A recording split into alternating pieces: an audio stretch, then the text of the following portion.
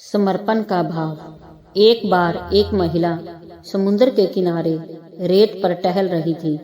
समुद्र की लहरों के साथ कोई एक बहुत चमकदार पत्थर छोर पर आ गया। महिला ने वह नायाब सा दिखने वाला पत्थर उठा लिया।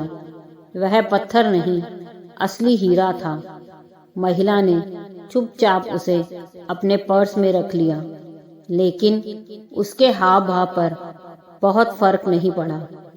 पास में खड़ा एक बूढ़ा व्यक्ति बड़े ही कौतूहल से यह सब देख रहा था।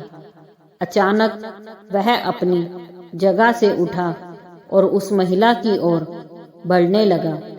महिला के पास जाकर उस बूढ़े व्यक्ति ने उसके सामने हाथ फैलाए और बोला, मैंने पिछले 4 दिनों से कुछ भी नहीं खाया है, क्या तुम मेरी मदद कर सकती हो? उस महिला ने तुरंत अपना पर्स खोला और कुछ खाने की चीज ढूंढने लगी। उसने देखा बूढ़े की नजर उस पत्थर पर है जिसे कुछ समय पहले उसने समुद्र तट पर रेत में पड़ा हुआ पाया था। महिला को पूरी कहानी समझ में आ गई। उसने झट से वह पत्थर निकाला और उस बूढ़े को दे दिया। बूढ़ा सोचने लगा कि कोई ऐसी कीमती चीज भला इतनी आसानी से कैसे दे सकता है। बूढ़े ने गौर से उस पत्थर को देखा। वह असली हीरा था। बूढ़ा सोच में पड़ गया। इतने में औरत पलटकर वापस अपने रास्ते पर आगे बढ़ चुकी थी। बूढ़े ने उस औरत से पूछा, क्या तुम जानती हो कि यह एक बेशकीमती हीरा है? महिला ने जवाब देते हुए कहा, जी हाँ, और मुझे यकीन है कि यह हीरा ही है। लेकिन मेरी खुशी इस हीरे में नहीं है, बल्कि मेरे भीतर है। समुंदर की लहरों की तरह ही दौलत और शोहरत आती जाती रहती है।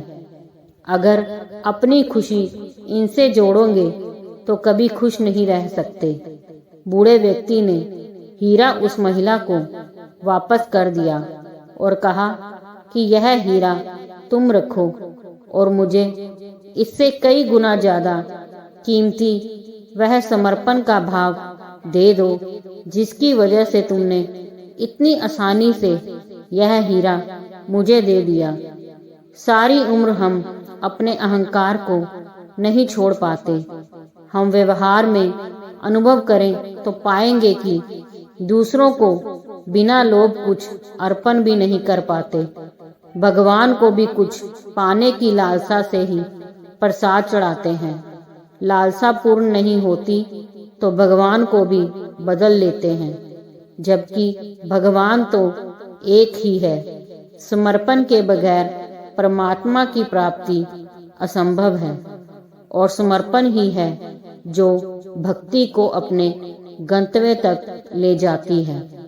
समर्पण से ही आत्मा परमात्मा में लीन होती है। दोस्तों, अगर कहानी पसंद आई हो तो लाइक, सब्सक्राइब, शेयर जरूर कीजिए।